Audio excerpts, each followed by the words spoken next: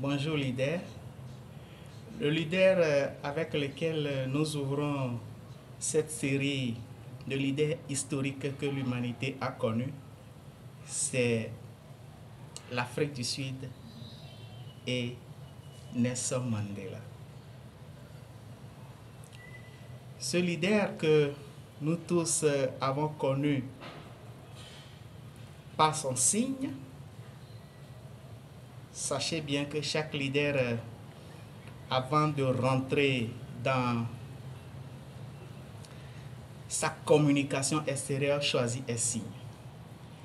Et le leader sud-africain, Nelson Mandela, a choisi fermer ce coup de poing en l'air qui signifie l'unité, la force, le succès, l'avancement. C'est de ce leader que je vous parle aujourd'hui. Celui qui a connu la prison en 1962 parce que était devant la lutte contre l'apartheid. Si vous connaissez l'histoire de l'Afrique du Sud, vous allez comprendre qu'à partir d'une période dans les années 50, il y a un vent de ségrégation où les Noirs n'étaient pas autorisés à fréquenter les mêmes lieux, les mêmes écoles, les mêmes centres de santé que les Afrikaners qui sont les Blancs d'Afrique du Sud. Étant le leader de l'ANC, ce leader, Nelson Mandela, n'a jamais accepté monnaie sa liberté contre la poursuite de l'apartheid, mais il a tenu jusqu'à 27 ans de prison. Après cela, en 1994, il a eu le privilège d'être appelé à la fonction du président de la République.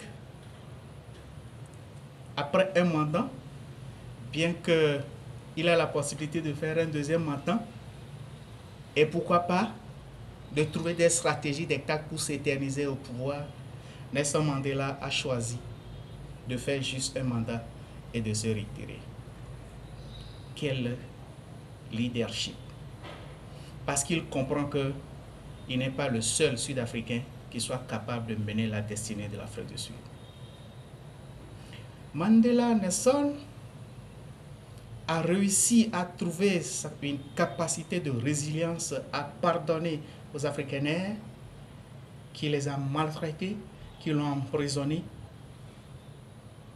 à pouvoir aller de l'avant, à pouvoir accepter de pardonner bien que ce soit lui qui soit blessé. Et en 1993, il fut appelé à recevoir le prix Nobel de la paix en compagnie du président Frédéric de Klerk. Parmi les leaders historiques, les chefs d'entreprise ont toujours cité Nelson Mandela par sa capacité, sa grande capacité de mobiliser des ressources. Si vous avez suivi l'histoire des États-Unis jusqu'au président Barack Obama, ah oui, le président Barack Obama, l'une des fiertés de l'Afrique, qui a dirigé la Maison-Blanche.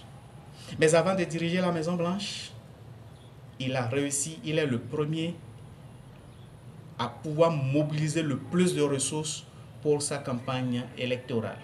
Qu'est-ce que le président Barack Obama avait fait? Il a choisi de prendre la star Jordan, qui était une star de basketball, et il a organisé un dîner avec ses stars.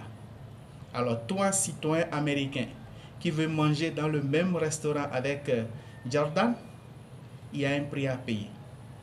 Plus tu te rapproches de la table de Jordan, il y a un prix à payer. Et si tu veux dîner à la même table que Jordan, il y a son prix à payer. Et cette stratégie que le président Barack Obama a utilisée pour mobiliser plus de ressources pour faire sa campagne. Le président Nelson Mandela, lui-même, c'est la star. Et quand le président Nelson Mandela se déplace, c'est des milliers de personnes qui veulent juste voir le président Nelson Mandela passer. Et cela, ça a son coût. C'est des milliers d'entreprises qui veulent se faire représenter à la première page. Et cela a son coût. Quelle grande capacité de mobilisation des ressources. Voici le leadership de Nelson Mandela que je partage avec vous. Partage avec tes siens des leçons à tirer. Tire si tu veux devenir un leader comme lui et pourquoi plus comme lui. Tire des leçons. Partage cette vidéo avec tes connaissances. Laisse-nous vos commentaires et laisse-nous un pouce vert.